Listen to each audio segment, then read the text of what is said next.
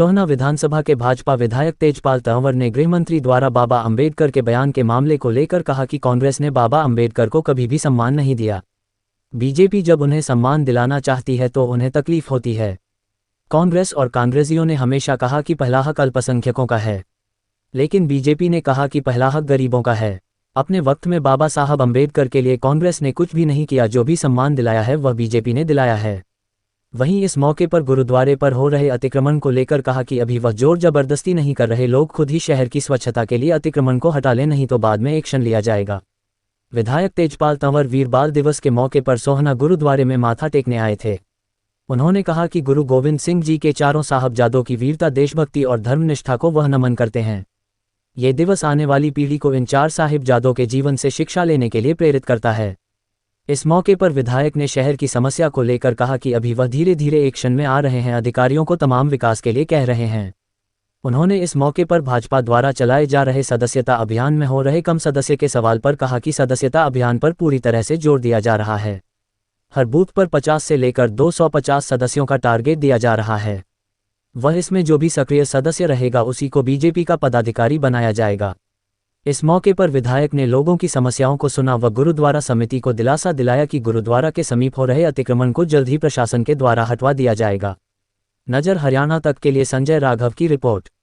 बाल शहीदी दिवस था, उसके उपलक्ष्य में पूरे देश में आदरणीय नरेंद्र मोदी जी ने जितने महापुरुषों के लिए, और बाबा ने तो इतना काम किया देश के लिए, राष्ट्र के लिए समर्पित हुए हैं। सारा परिवार, उनके बच्चे, जवान बच्चे दीवार में चिनाए गए।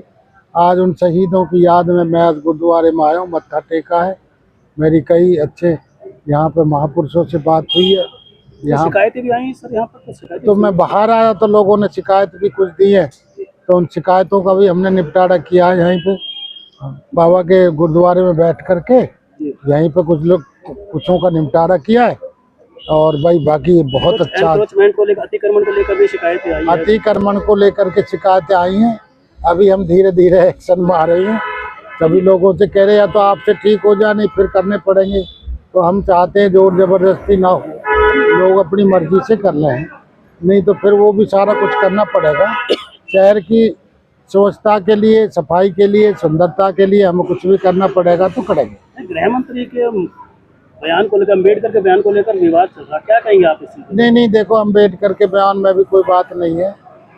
अम्बेडकर के लिए जो कांग्रेस ने कभी कुछ नहीं किया, भारतीय जनता पार्टी ने ही सब कुछ किया।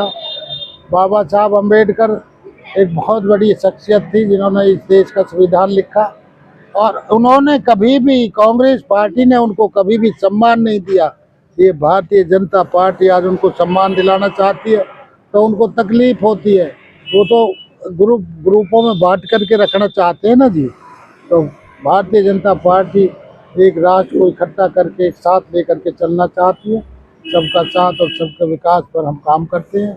आदरणीय मोदी जी और हमारे बाबा साहब ने इस देश को दिशा दी है, दशा यहाँ की चेंज की है। और उन्होंने कहा कि इस गरीबों का, अल्पसंख्यकों, कांग्रेस ने कहा कि पहला हक अल्पसंख्यकों को का है, लेकिन आदरणीय मोदी जी ने कहा कि पहला हक गरीबों का है। जो भी हम काम कर रहे हैं सबसे पहले हक गरीबों का है। तो मैंने भी यही बात कही थी कि पहले हक गरीबों का है। तो इस मौके पर आज अधिकारियों को कोई आदेश दिया सर? नहीं, आज अधिकारियों को, हाँ, कई जो हमारे काम थे उनको मैंने यहाँ से उनसे बात करके अपने जो जिनके काम थे उनको भेजा है, और आज ही तुरंत काम होगा। तो बीजेपी का सदस्यता अभियान है जो ढीला चल रहा है, इस पर भी कुछ है कि कुछ? नहीं, इस पर भी चल रहा है, पूरा चल रहा है, ढीला नहीं है। हमारी सदस्यता अभियान अब सक्रिय सदस्य बन रहे हैं। हर बूथ पर कम से कम 50, 250, 200 का हमने टारगेट रखा है, लेकिन 50 तो कम से कम बनेंगे हर बूथ पे, और उसी पे एक सक्रिय सदस्य बनेगा।